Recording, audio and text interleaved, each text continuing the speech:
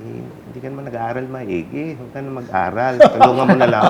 That was Viva's 5th year. I told you, I told my mom. You both said no. And then I arrived 6 months later. Kami ng sister ko, ay, interesting ah. Mother's working in the house. Anong gagawin natin? I watched my own film in the MMFF. You could see people talagang just on their Facebook the whole 2 hours. Yes.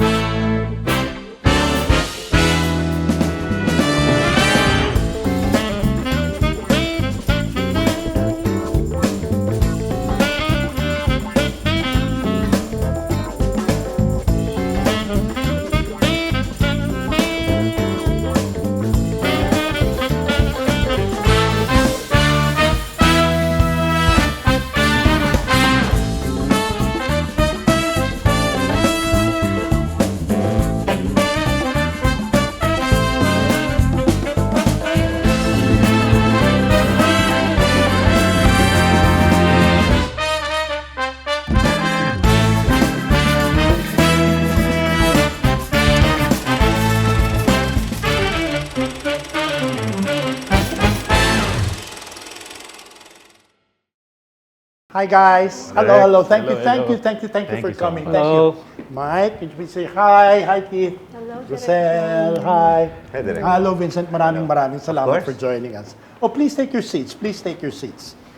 We will enjoy this moment and make this as painless as possible. Okay. Good day to everyone. Stepping into the shoes of industry giants is no easy feat. So today, we sit with the second-generation producers to uncover how they've shaped their family legacies, adapted to the changing industry, and navigated to the evolving landscape of Philippine cinema. Regal Entertainment, Viva Communications, and APT Entertainment. Let's talk to the heirs apparent, okay, of these entertainment kingdoms. Let's do this. Let me start with a very simple question. You know, I know most of you guys have known you for the longest time, okay? But then, there is a question that has been nagging my mind for so long. You all inherited these giant studios, which were put up by your families. Was this out of choice, or is it because you're compelled to inherit these kingdoms? Mike, did you really want this job? No, I never really wanted to work for my father. I knew, from when I was 12 years old, I knew I wanted to be a director. Okay. So there was no drama in my life. I knew what I wanted to do, and I kind of scheduled my life around that. When where I was going to study, where I was going to take my master's, when I was going to get married, everything was scripted. Okay. Yeah, so I knew from when I was 12. Like, it was that predictable. But if also there was one thing, sigurado ako ayokong gawin talaga, was to work for my father. And then, ang ano nun, actually kami magkakapatid, we talked about it. And you could have 100 bosses in your life, but you only have one dad. And if you have a fight or nagkatampuhan kayo and you end up not coming to family dinners anymore, I couldn't afford that. Okay. So we decided early on na talaga, and my dad was very open naman with it na if you guys don't want to be in the business, that's fine. Okay. It's just ironic kasi ako, I knew I was going to be in the business. So Okay. I was a PA, I became a writer. I worked all around my father but never for my father. I know, Vincent, now, ang daming yung magkakapatid, hindi ba? And there is a delegation of duty, hindi ba, sa inyo in Viva. Vic del Rosario was a giant, okay? He was a giant. And then he created this enormous empire. And he divided this empire to the magkakapatid. Can you tell us about it? Can you tell me the job of Vincent, the job of Valerie, and the job of Veronique, and the guy who's in charge of food? Yeah. So, very early on, si Dad parang configured us na walang overlap sa work namin. So, walang away. So, me and Val, we were assigned content. Okay. So, anything content, whether TV, film, ngayon short form. Yeah. Then si Veronique is handling yung talent management. Yeah. And then also live. So, okay, Veronique yun. And then yung bunso namin, si VR, is handling yung food business. So, nahati maigi yun. So talagang right from the start, Boss Vic already assigned specific responsibilities to the family? Not from the start, because I was plucked out of high school in 86. Okay. It took me 6 years to finish high school. So, nung 86, sabi niya, hindi ka naman nag-aaral maigi. Huwag ka na mag-aaral. Tulungan mo na lang. That was Viva's 5th year. We started 81. So, yun, tulungan mo lang. So, ang unang trabaho ko was to acquire titles from other production companies. Kasi, ang mindset niya, just like music, let's build a library. Yeah, I know. Because we cannot, by ourselves, produce many movies Okay. dahil limitado lang resources. So, I'd go door to door, escolta, all the offices there, in Santa Cruz, escolta, and then acquire, whether video, television, until we build that library. Speaking of second and third generations, okay, I know Roselle and Keith very well. I've known Keith since he was a little boy running around Valencia, okay, and now look at him. Okay, and of course, I've known Roselle. She was in college, okay. Was it college? High school, High school. since she was in high school. Now, Roselle, ito yung question ko. I'll first ask you, no? Because I know you went to the US, okay? I know nagtrabaho ka sa US. What made you come back to eventually take over Regal? Ito ba choice mo or tinawag ka ni mother na, hoy, uwi ka na? Okay, ganon. Well, when we were young, okay, my mom works in the house. Yeah. So we would see her. So parang kami ng sister ko, parang interesting ah. Mother's working in the house. Anong gagawin natin? So naging medyo, nag-isip na rin kami, oh, she's producing. Yeah. Why don't we do the same? Kasi my sister, Yeah. she was doing black timing already. Yeah. At the Palibhasa age of, lalaki. We were- no, even before Even that. before. She and my dad, they would buy, canned shows from the US and show it on television sa RPN 9. And my sister would assist my dad on that. Black timer siya. And she entered into television. I became part of that That system, staffing. okay. That system. And then when I went to the US naman, parang I really want to pursue my my degree in the US.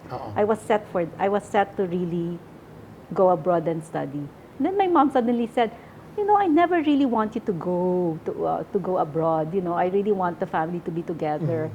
Tsaka, she's the only one though who's doing. Although she was working with Don Yeah. in some of the action movies that time. So when I got back, then it was a good transition naman for me kasi I used to do production na before eh. Yeah. Now, I'd like to ask your son something. You know what? Keith is my inaanak sa kasal, okay? One thing that shocked me, Keith, is when you told me that you were considering coming back here and to work in movies, what was your ninong's answer? No. What made you decide to finally join Actually, your mom? it was I no. said no also. Yeah, they both said no, and you said, run away. What made you finally decide to come here and then help your mom in running Regal right now? Yeah, actually, my decision to come back to the Philippines had nothing to do with Regal. Oh, It was really more about family because I was in the US for 30 years, Okay. 30 straight years. So when I became a father, it started reminding me of my childhood in the Philippines. So around 2020, my wife and I started talking about what it would look like if I moved back to the Philippines. And so in 2023, we got the opportunity to do it. I told you, I told my mom, you both said no. And then I arrived 6 months later. Anyway, so. No, but yeah. my mom Yeah, I know. really wanted him back. yeah, I Oh, know. yeah, I that's know, true. I know. I was. Yeah, Really she wanted did. him back. I remember I was talking to your ama, to your Lola, and she was really, really adamant that you should be the next generation, the third generation, okay, to follow. Roselle, and kayo ba, does Regal have plans of also diversifying in terms of yung mga klase ng content na ginagawa niyo? Are you going to short form? Are you going to, what are your plans? I mean, for me, since I just got here, nothing is off the table. Yeah, We have to explore every opportunity. yeah, And then we also have to restructure the company. Like I say, the underlying theme between what Boss Vincent and Direct Mike is that we're no longer a consumer business. We're business to business. We're talking to B2B. Yeah. we're talking to distributors. Yeah. So the world has changed, and so internally we have to restructure for that kind of model yeah. because the consumers aren't going to the theaters anymore. No, kasi pag kino-compare mo siya, relatively in terms of, when you convert this into dollars, okay, and then this into pesos, hindi ba? Di hamak na mas mahal sa US. Di hamak na mas mahal sa Singapore. But I guess yung purchasing power ng ating audience is hindi ba, much lower. Right. Okay. Does this affect the budget of the productions that you create? The very fact that you know that you have this limited market? What do you think, Mike? Well, in terms of as a business, definitely, because in any business you need to calculate your ROI. Diba? Okay. So that's why you have to diversify talaga, because a certain concept or certain creative content doesn't have to be limited to one avenue, Okay. of earning. I talked about it with my father in with Bossing. Actually, they had a really great way of encapsulating yung risk of if you're going streaming only. Not only, of course, you have to give up the IP if you go streaming, but if you do original, not only do you give up the IP, you have no jackpot waiting for you. It's capped. So okay. that was why for my father, he still wanted to try to, for some concepts, want to risk, really investing in it Showing the and cinema. seeing it in the big screen, because then you can still play the game and hope for a jackpot. If you do streaming only, there is no jackpot. Yeah. You will only earn what was agreed upon By from service. the very beginning. Oh. So as a business, you have to measure. Oo. There are some gambles worth taking, and there are some that no, I think I would rather this particular content be produced kahit walang jackpot, but at least nagawa siya. So it all depends on the concepts. Roselle, anong reasonable budget ngayon ng isang pelikula na hindi ka talaga nagpapakamatay? You're not into the kamikaze mode of, Well, it really depends kasi for us, it's really more on what we wanna Yeah. produce. Yeah. Diba? So let's say if we decide on having a movie that is a good story, magandang casting and all, and just choose a good play date for it, then we can risk. We can risk on that. But for some budget that we just wanna have, like just what Vincent says na para lang sa pay one, then it's Yeah, in other words, you no, adjust to we that need to volume. adjust, yeah. You So, need to in the adjust. point of view of Mike also, Yeah. it's still a business, Okay. We need to be sustainable. So, we need to really earn para we could, maintain the usual flow of money into our business. What about you guys? What would you perceive as the appropriate budget for a film which is not high risk?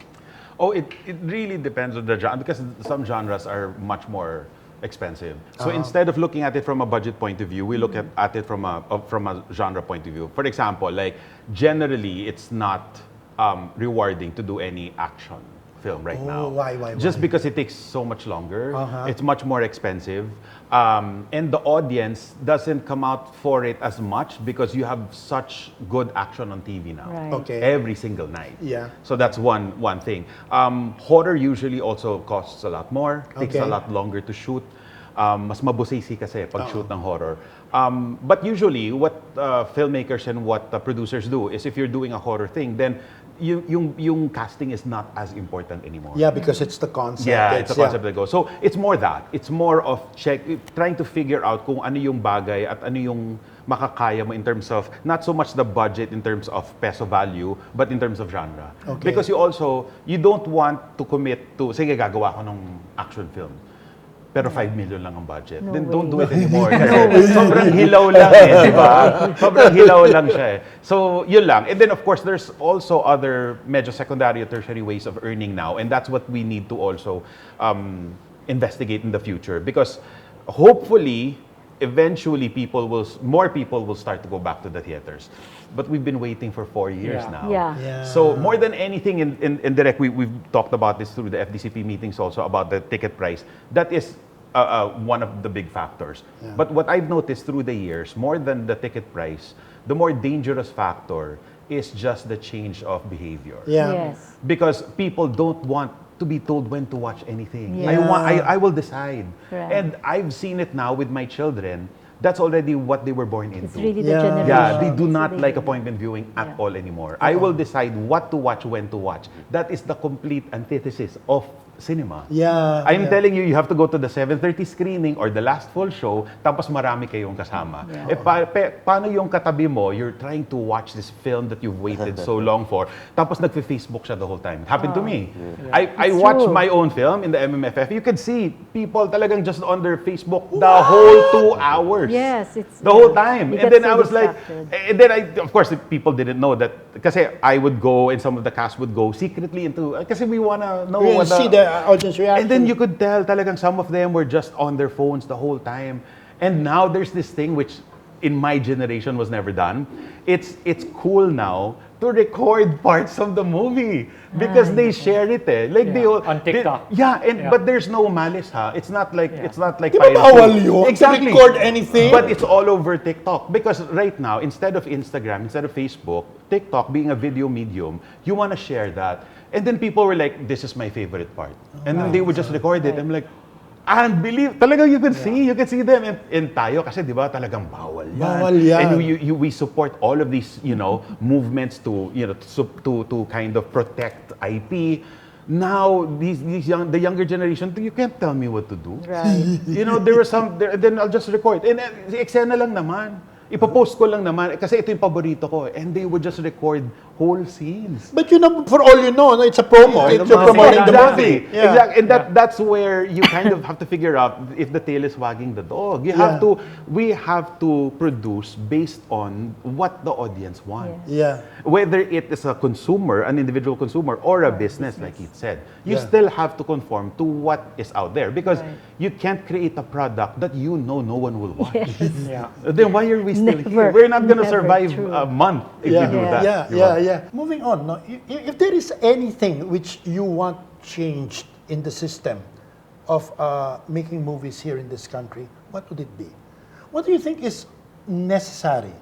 Okay, I'll give an example. Okay, for instance, Viva, you have done so many platforms and you're catering to various content to serve these platforms. Okay, an example as I said, mentioned is the Andres Molak series that you did.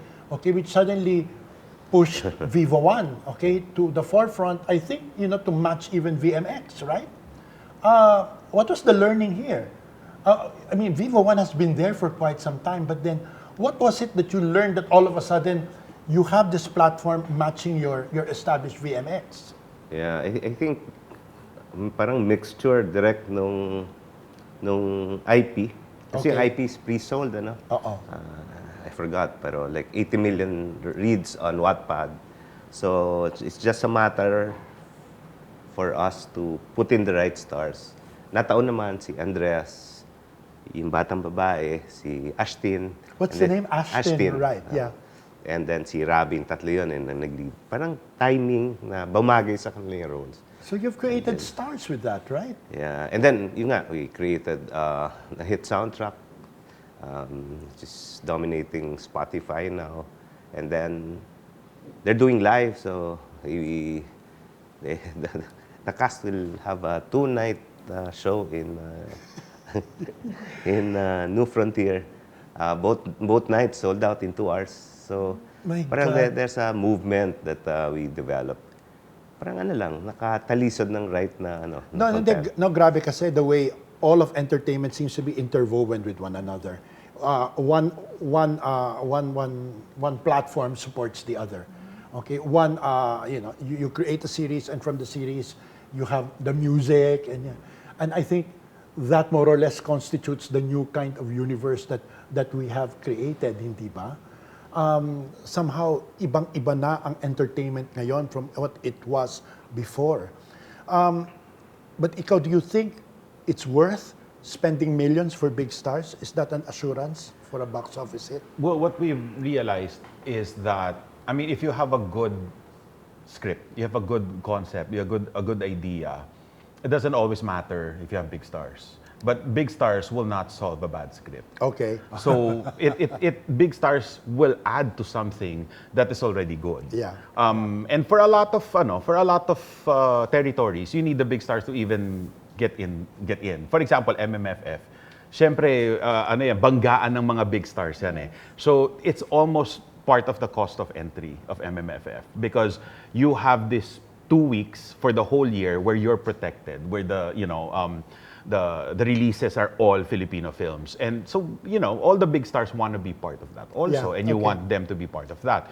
But throughout the rest of the year, or especially, for example, in streaming, the star power is not as important. Not as important. It's really more the concept. It's really more... Actually, in terms of streaming, ang mas hinahanap nila is just a good story. It's just a good story well told, which is already the core of all story making, di ba? It's just a good story well told. But of course, as a business, you need the big stars to help sell that The story. story. But that's when marketing and distribution come in. Iba na naman yon. So it depends talaga on what kind of story you want to tell and in what platform. Okay, 2 points. One is, minention mo ang IP, di ba? Wattpad is one.